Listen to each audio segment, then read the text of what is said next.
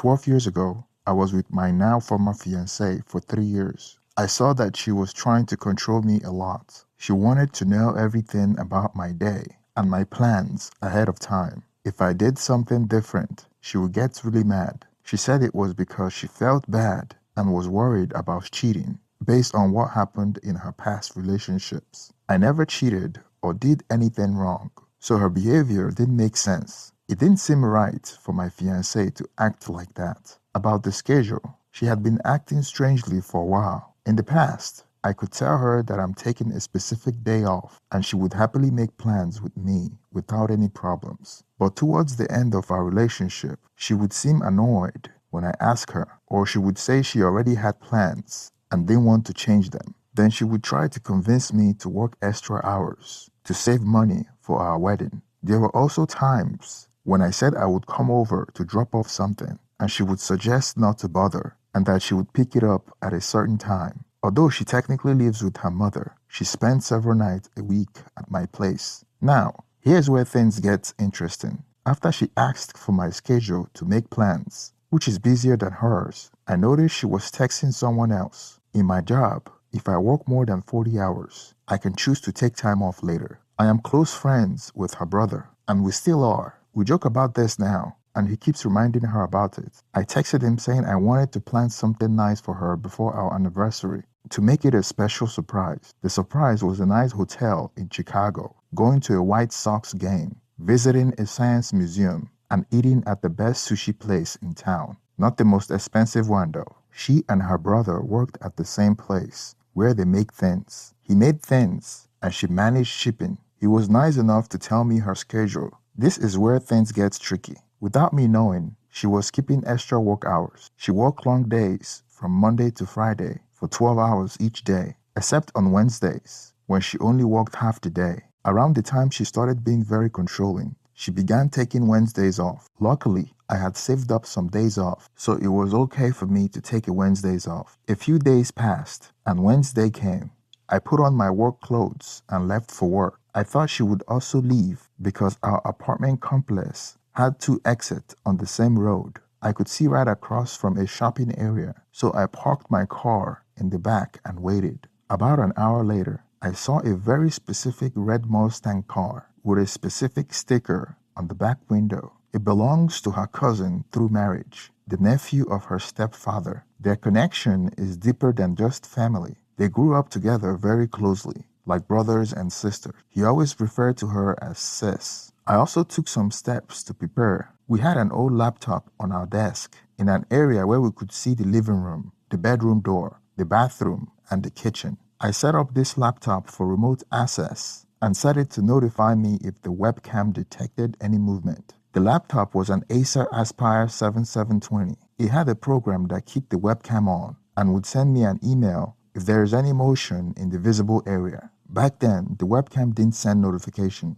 The laptop had a special program that watched for any changes on the screen. When the webcam saw movement, it would give a message. That's when I used remote access to see the live video. The other program was called TeamViewer. It's like an early version of something like Meets. It was mostly used in IT to connect remotely or to show how to fix something. All you needed was an IP address or a link to send the video directly to another person. Back in those days, live streaming wasn't a thing, and I was using a program called TeamViewer that was on my laptop. This program lets me send a video of what was on your screen to others, so you could show them how you do things on your computer. It wasn't great quality at all, haha. It was really choppy, like only 10 frames per second. But all I needed to see was a few movements and faces to understand what was happening on the screen. Giving her the benefit of the doubt, I thought maybe he was visiting to drop something off or help her with something, like her family usually does. Right then, I got a message, so I used my laptop remotely. He walked in without any hesitation,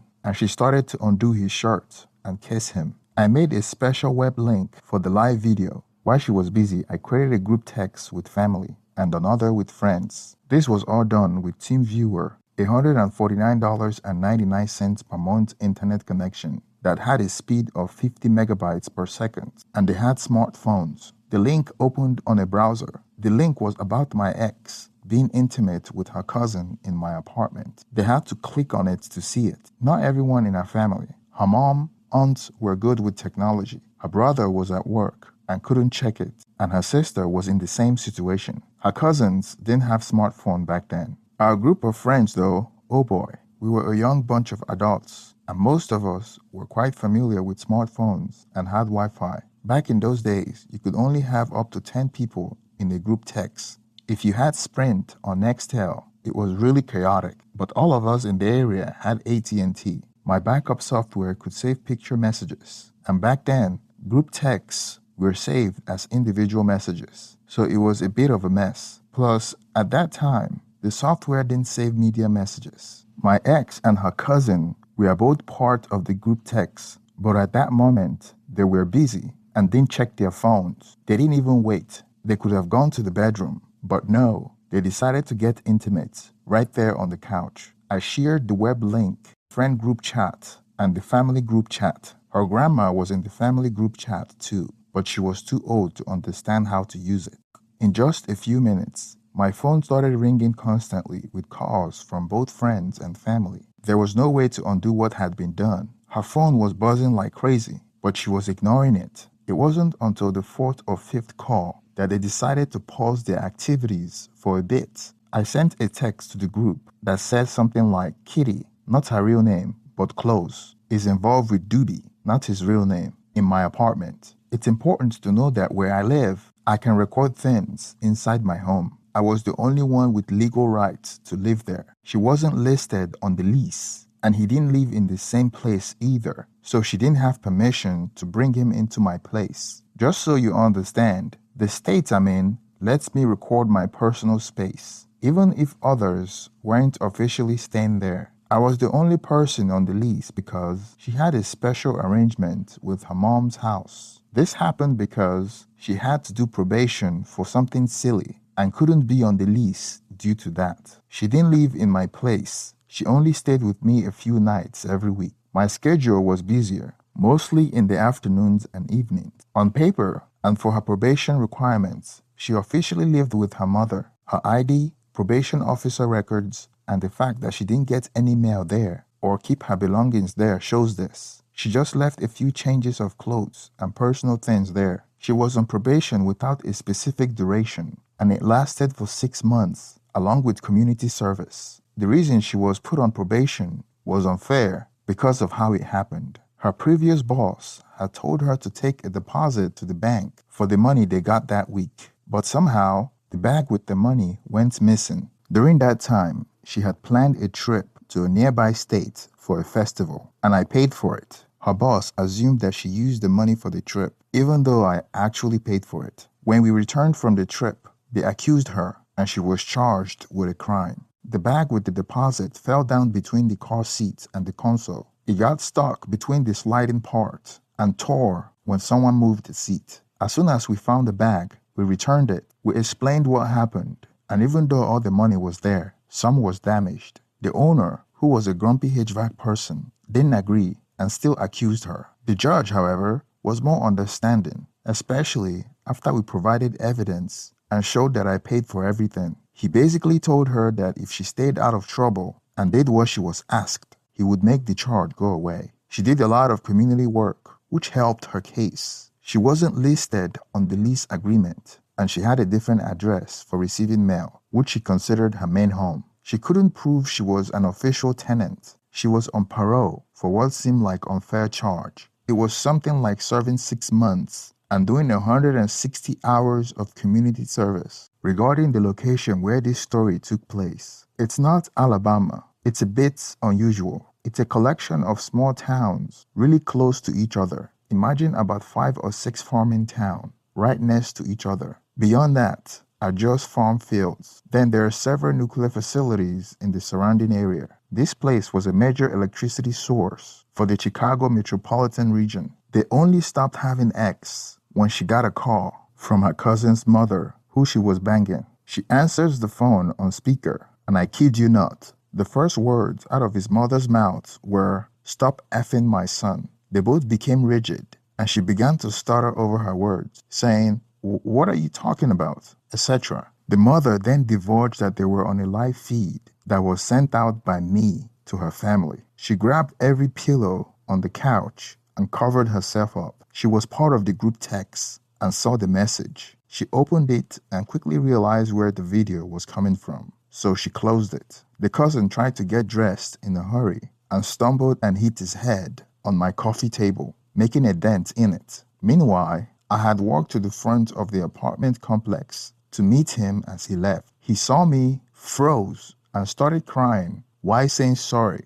many times. I have to admit, what I did next wasn't my best choice, and I almost got into legal trouble. It was only because he was on private property without permission that things didn't escalate further. The apartment had no trespassing sign every 30 feet. We ended up fighting each other. I broke his tooth, nose, and the bone around his eye. His face caused my hand to break, and he hit my ear and the side of my head so hard and made my ear look different and split. I had to wear a cast for 6 weeks, and he didn't show up in family photos for a long time. It's important to mention that I also faced consequences for attacking him. He had lived a wild lifestyle, and he would face trouble as well. I got hurt too, but he definitely got the worst of it. When the police came, they realized I was the only one who had the right to be there. He decided to cancel the assault charges he filed against me. In response, I also dropped the charges I had against him.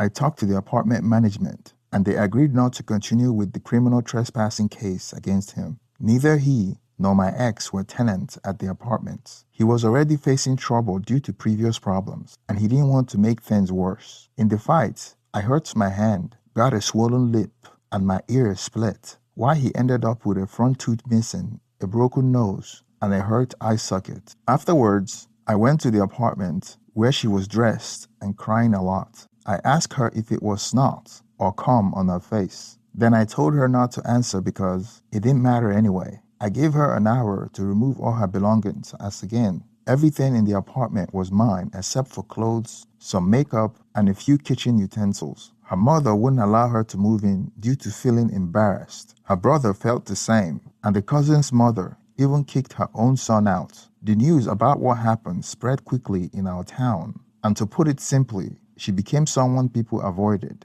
On another note, she even attempted to have my cat put to sleep as a way to get back at me. I had to report this incident to the police. I did mention earlier that I almost got charged with assault, along with her cousin, because we physically fought. I also didn't tell you that I faced an sexual harassment charge, which has been dropped because of my actions in sharing the video with her family. Note that revenge porn wasn't against the law in 2001 to 2012, not even until 2005. Otherwise, it's a gray area, although I didn't record the X, so I don't think you can consider that revenge porn. Unfortunately, she was already on probation on trivial charge, and my actions made her situation worse. I am not trying to paint myself as innocent, but I am skilled at making sure I settle things in a tit-for-tat manner. A few years later, I was dating my now wife when we returned from the area to celebrate my birthday. My ex was going to different bars and was very drunk when she approached me, wanting to make things right for what she had done. I told her to go away in a not so kind words. She began to cry, got upset, and threw a drink at me. My now wife pulled her outside by her hair and gave her a strong slap. We had 3 more encounters after this incident. She wouldn't return my key and even took my cat and attempted to have it put down. I had microchipped the cat before we started our relationship. The vet reached out to me to confirm, as she wasn't the person listed on the microchip. I intervened before he took any action. But before he did, I asked the receptionist to confirm that the person in question was a woman with brown hair and big breasts. She did confirm it, and I explained the situation and what had occurred. The receptionist, who was a bit of a casual pot smoker and knew us from similar groups, agreed to call her some not so nice names. This caused more problems, but it eventually stopped after I warned her that I might report her for taking things, and the vet threatened to involve the police for mistreating of animals. Later on, she moved to another state and married a firefighter. She is now working as an EMT paramedic in Louisiana. where people sometimes joke about marrying cousins. Her wedding invitation hinted at that, and her brother confirmed it. The invitation only mentioned that it was in Louisiana. There might not be much to do there, so maybe family is how they pass the time. I still have messages from her brother, pictures of my cast when I had a broken hand, and I think I saved a document of a police report. That report was about her trying to have my cats put to sleep because she wouldn't return a spare key to my apartment. The police report was related to theft and my cats being my property. I am certain that her brother, with whom she had a rocky relationship, has informed her current husband about her past unfaithfulness. As for the cousin, I don't really know, and I am not interested in finding out. I didn't give him the chance to explain anything because I never saw him again. Yup, I didn't even give her the opportunity to explain either. I decided to cut ties with her completely and indefinitely. Thank you for listening to the video. Please support the channel by hitting the thumbs up and also subscribe if you haven't already. Thank you and